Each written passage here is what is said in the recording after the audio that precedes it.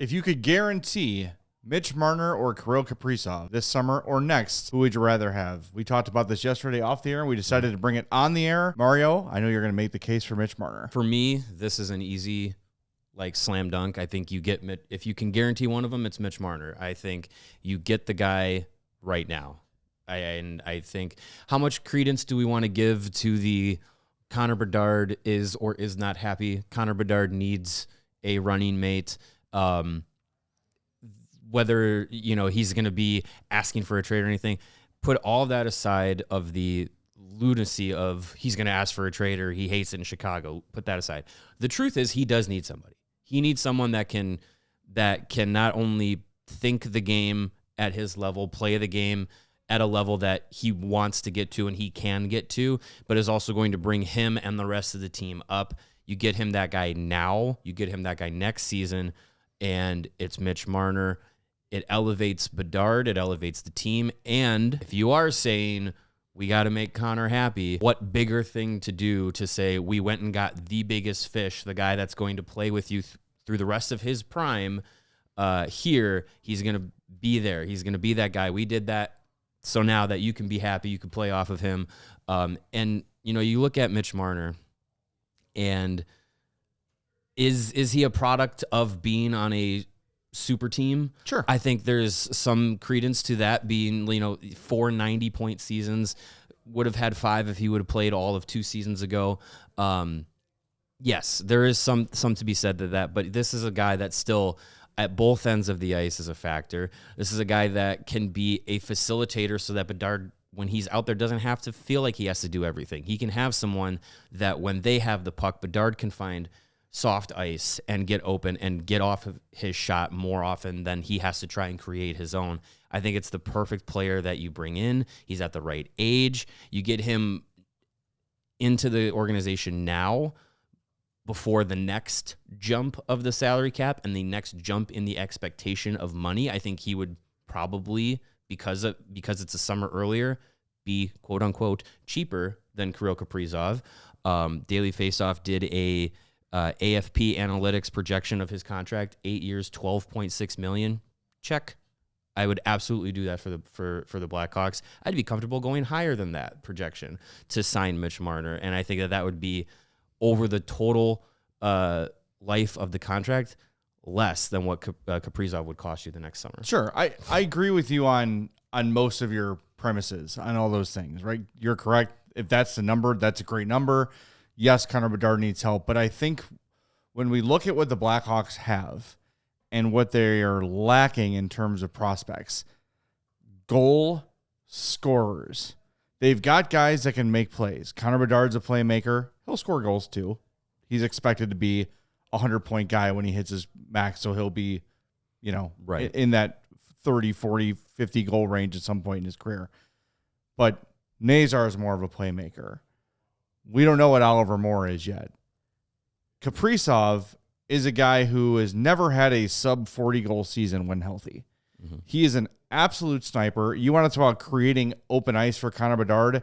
Kirill Kaprizov is going to do that because that's a guy you have to know where he is 24/7. And I'm not saying that Mitch Marner is not the same, but I think Kaprizov is a pure sniper goal scorer. And to me, that's the hardest thing to find. I think looking at some of the guys the Hawks have drafted, when you look at Boisvert and Spellacy and guys down the line a little bit, the defensive element of the game up front is going to be very strong. We already know the decor of this team is going to be very strong. The one massive void for me is that bona fide, electrifying 40, 50 goal scorer that, frankly, the organization hasn't had since Bobby Hull. Let's be honest. They really haven't had a guy like that. So, to me, you can wait a year and bring in Kaprizov because I don't think it is, for the exercise here, we're saying Marner or Kaprizov, if you can guarantee it.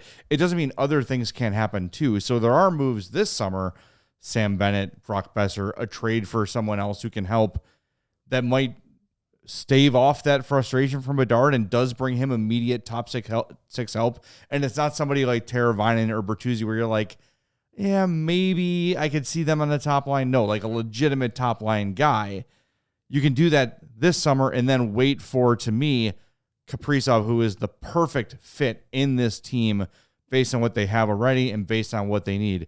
The other thing, and maybe this is a little selfish for our purposes, is I have a big feeling that very quickly, if the Hawks sign Mitch Marner, he will become the new Seth Jones, because he will not, because of circumstances, he's not with Austin Matthews and William Nylander and all the great players in Toronto anymore. There'll probably be a dip in numbers. The fact that I have seen Mitch Marner's teammates yell at him on the bench about sucking it up, getting himself in the game, quit pouting, those sort of things, that's a little bit of a red flag for me too. So if they get Mitch Marner, I'm absolutely thrilled about it, but I don't think you need to rush into it. If you don't feel he's the ideal fit, you can wait one more year. As long as there's other pieces brought in to help Bedard right away, which there will be and probably can be and will be. I would rather wait. If I'm stuck choosing between the two, I'd rather wait one more year for Kaprizov and get that done. I think waiting is I think we're at a point with the fan base where asking for more and more patience of getting the difference maker is a big ask. Patience with the rebuild and with the young guys, I think that is, for the most part, to the extent of which I think the fan base is waiting, is being tested. There's other factors to that as well, but I think if you go out and you can guarantee you're going to get the biggest fish, you're going to get the guy that's going to come in and be a difference maker immediately and do it on the heels of getting Seth Jones out and being able to have that actual, like, at the end of last season, it was the standard has to be higher. We have to get people in here that are going to help us win. And, they did try and get Jake Gensel, and they ended up getting Teravainen and Bertuzzi and all that. And it was just like, okay, I get it. That's fine. But it didn't pan out. You go and you immediately inject Mitch Marner into this group, a guy who, even though he is a, almost 10-year veteran in the NHL, still in the prime of his career, and a guy that I would feel like would connect and gel and be able to, be a leader with a younger group, because he's been that. He's been the young guy in the core group in Toronto, and he can help bring along the Frank Nazars and Oliver Moore and all those guys as they grow into their NHL careers. You bring that guy in immediately into this next season where it's going to be a younger team. I think you bring that spark immediately, and that's going to be big for not only the group in the locker room and on the ice, but also the fan base. I think if you were to say, give this fan base one more year of like, hey, like, we lost, but these young guys are good. Like, if you could immediately say, we're going to bring in Mitch Marner, and maybe he's not a 95-point guy, but if he's an 80-point guy and Bedard's an 80-point guy, that elevates the rest of the guys up. Like, I would much rather that you make a move to actually inject the immediacy of the expectations rising rather than waiting another year. That to me, I think is not only a move for beneficial for the organization on the hockey side of things, but I think it will benefit the fan base as well. And I know you don't want to pander to the fans. Oh, no, but it's something you need to also consider. Well, yeah, I mean, look, it is a business, and they look at it as a business too. I think that Kyle Davidson's done a good job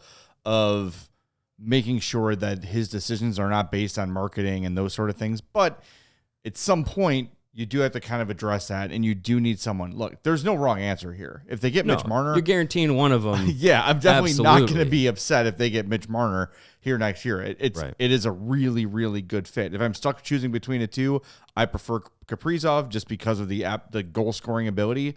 But Marner, who knows? Maybe away from the spotlight of Toronto, where he can still be a star in Chicago, but he can go out to dinner. Mm-hmm. He can go somewhere without someone yelling at him and tell him he sucks. I think there's value to that, and I think it could loosen him up. Mm-hmm. And it also takes him from kind of middle of the pack in Toronto, because you look at that team, and it's Matthews, and it's Nylander, and then it's Marner. He's third in most people's minds there. Mm-hmm. Here he shows up. He's the right-hand man to Bedard. I think some people will dislike him, and could be the new Seth Jones, but I do think there will be a big portion of the fan base that says this dude had pretty much 31 teams to choose from, and he chose Chicago, so he gets and he came to Chicago with the circumstances, knowing it's going to be a tough couple of years yet. Unlike Seth Jones, who was kind of like, hey, look, we're going to compete. Right. Yeah, it's like, no, we're not. You're going to be on a rebuilding team now. Marner comes in already knowing the situation. So I think he would garner some fan, love from doing that. So like you said, there's no wrong answer at all. The solution here is sign them both. Yeah, get them both. Get them both. Look at that. We figured Problem it out. solved. We figured it Done. out. That's what we do here on CHGO Blackhawks. We solve problems. Sign Marner, sign Kaprizov. Everybody's We happy. solve problems by spending other people's money. Exactly right.